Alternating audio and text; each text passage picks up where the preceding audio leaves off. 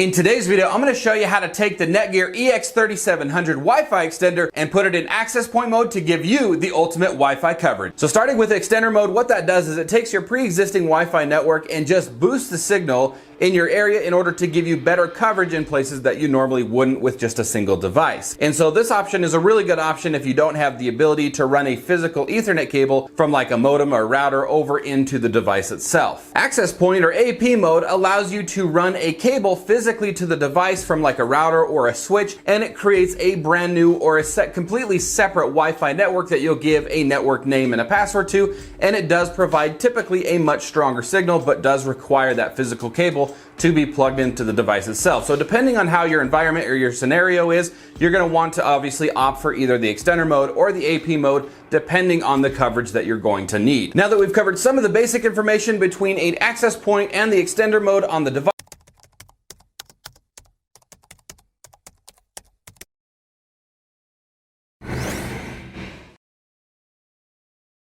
let's go ahead and jump right in. All right, so this next step is really going to be determined if your device is already set up or if it's a brand new unit. If it's a brand new unit, you can go ahead and skip this step because it is already obviously factory reset. But if you do have a device like mine where it's currently in extender mode and we're swapping it over to access point mode, you are going to want to hard reset or factory reset it to factory settings. So to do that, of course, you're going to want to plug it in like I've got right here. And then you can hardly see, but these two lights, you're going to want to make sure that it's booted up first.